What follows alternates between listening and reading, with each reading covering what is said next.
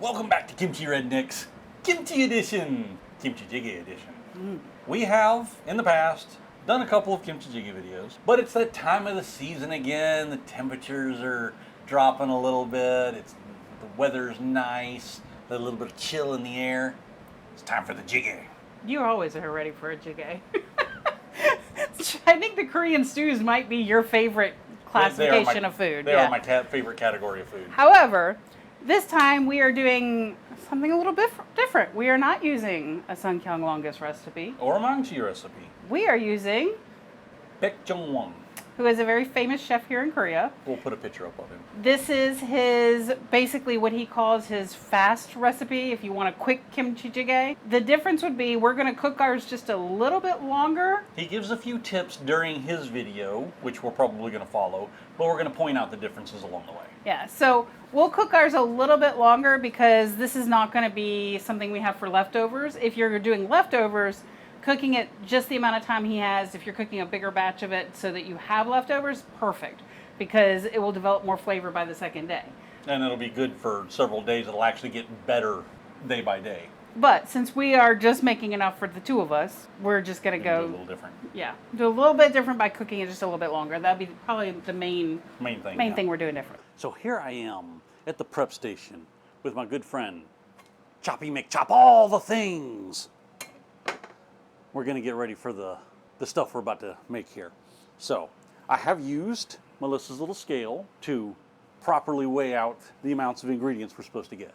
So we've got 30 grams or 2 green onions, regular onion, which we're probably going to use about maybe half, maybe a quarter of. Depends on what it looks like once we start chopping it up. We've got Chungyang peppers, 10 grams, which is about 1 pepper.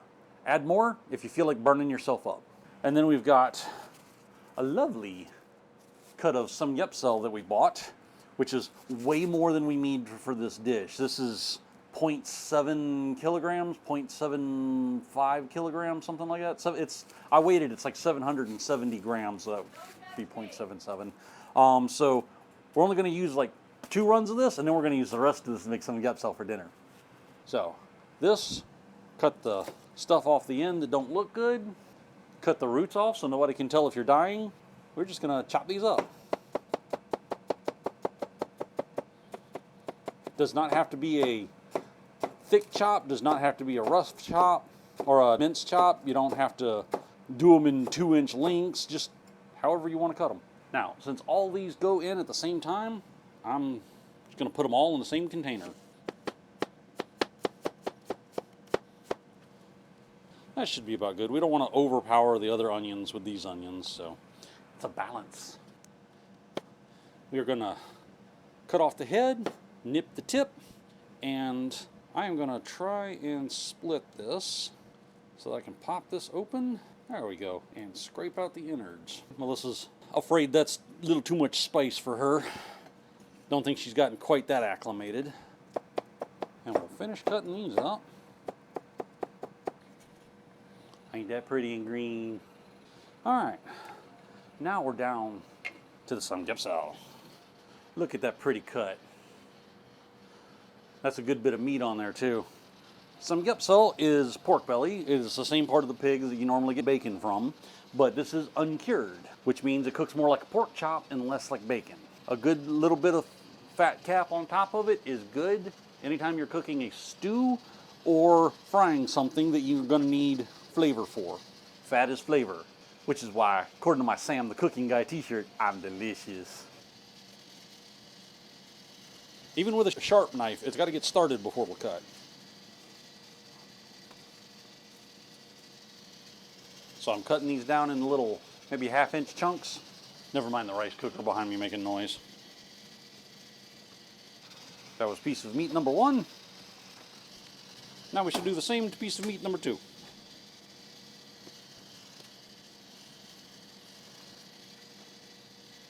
And there we go. Prep work is done. So, are we ready to get started? Right, ingredients. What we got going on here?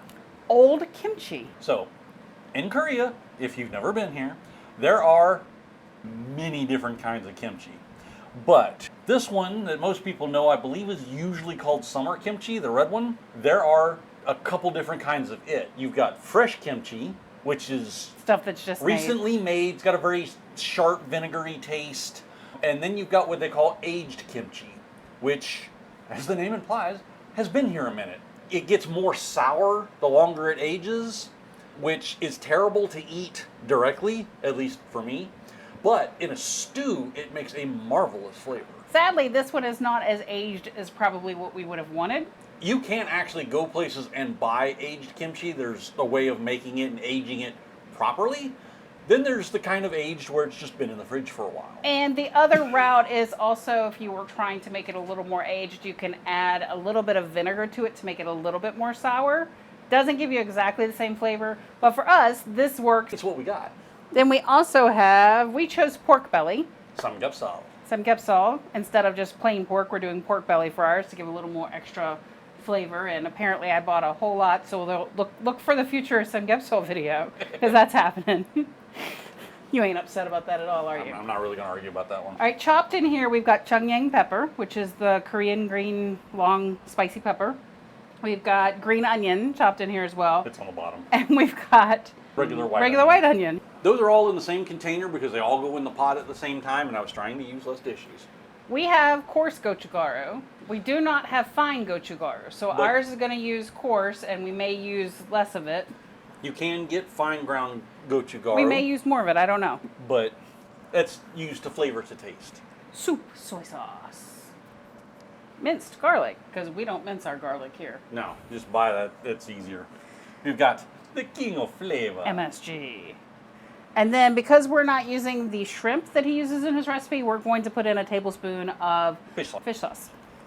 And then the base of all this, instead of using a soup stock, here's an oddball ingredient for you. He uses rice water. And what rice water is... When you make rice, you have to rinse the rice to get all the starch and stuff off of it. When you rinse the rice, throw some water in with the rice, you swirl it around, toss the first one because it's going to have a really heavy taste, and then you keep the second or third runs of it. It gives you a slightly starchy, milky flavor. Has a little bit of starch in it, which will add a little bit of extra flavor to it, which will go really well. And probably thicken it up a little bit as well. Possibly. All right, so let's get started. Right. Okay, so we've got about 120 grams of pork already cut up. Now, one of the first differences, we're going to already deviate from the recipe. His recipe, you put the meat in with your rice water and whatnot, and you boiled it. That is going to work better for your multi-day big pot of stuff because it's going to boil flavor out of the fat over multiple cookings. Since this is going to be a one-and-done dish for us, we're going to slightly brown the meat a little bit, cook a little bit of the fat. Render the fat a little bit. Render some of the juice out of the fat. So just a note, as you can possibly hear, we're starting to sizzle a little bit here. Since we're in a dokbaegi and we didn't want all the pork to stick to the pot, put in maybe like half a teaspoon of sesame oil, which one smells fantastic, but two goes really well with pork.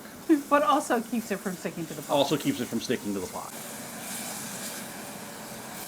Alright, so if you can see from your overhead shot, if you're going to cook like this way, you're going to brine it real quick. Once you get to the point where you can start to see the oil gathering in the corners of the pot, that's probably all you need to do. Let's go ahead and add the rice water. Get 2 cups, about 380 milliliters of rice water. And I'm going to make sure we don't lose Our rice? our starch. Yeah, that starch collected in the bottom of that. And now we're going to boil. If you're doing the quick and easy recipe, you can boil this for about 10 to 15 minutes. The longer you let the pork boil, the more flavor it's going to put in the broth. The more brothy the broth is going to get. I'm going to go ahead and add a little king of flavor in early. You should go ahead and put that in? I want a little pinch in there now, All just because that'll kick up a little bit of flavor in it. Just a little pinch. But just a little pinch. It doesn't take a whole lot.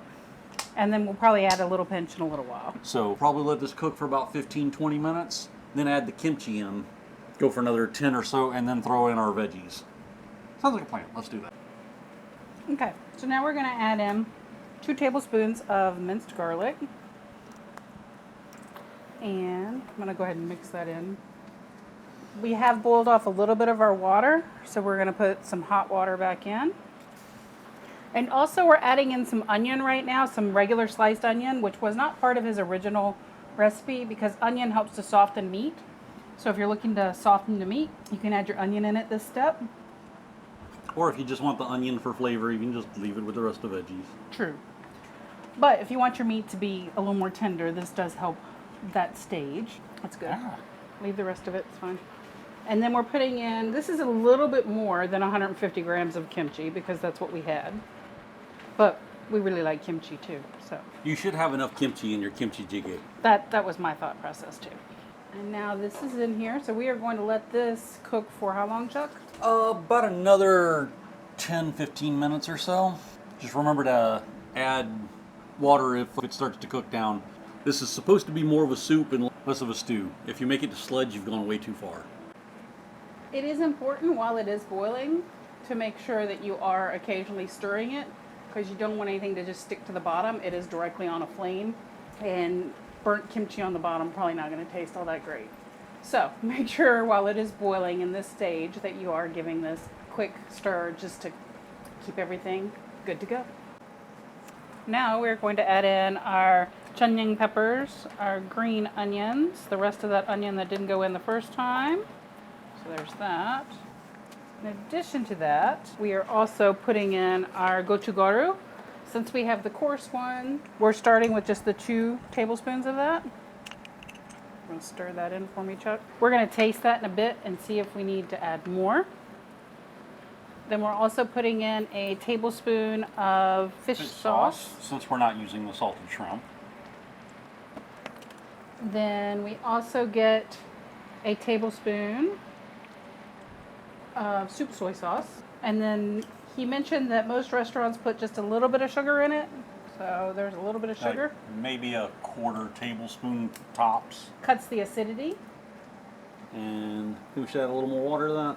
And then we're going to get another pinch of MSG in there because it is the king of flavor. Alright, so we're going to top off some extra water there. There we go.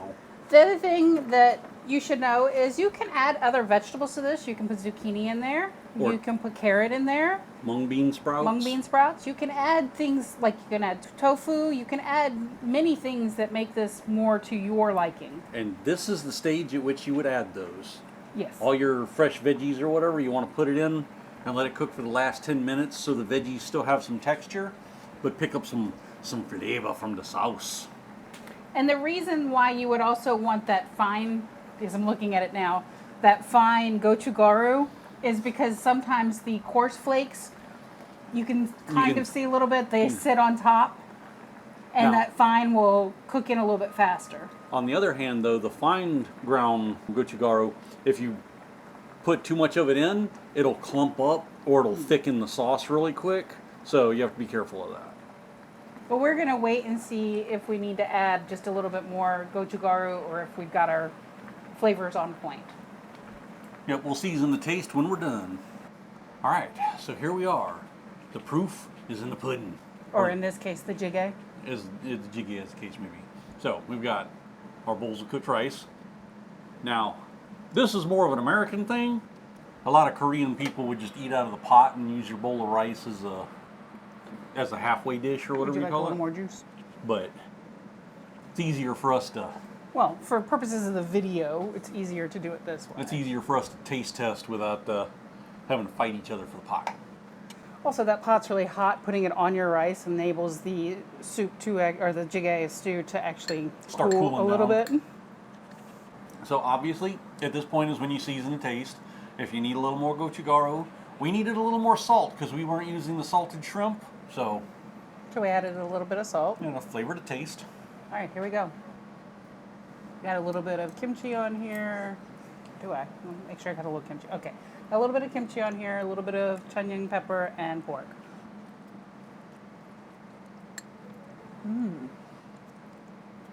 That is a little bit different of a flavor than our normal one. Yeah. I like it. I do think that onion, adding that in a little bit earlier, helped soften that pork a little bit. Well, it's not like some Gepsal's a very tough cut of meat in the first place, but No, but meat in general, if you're boiling it, can toughen up a bit. That's true. Good amount of spice. Honestly, I think the way that I'm used to making it normally, with frying the meat beforehand, you wind up using a little more sesame oil, and it gives it a slightly different flavor. Possibly.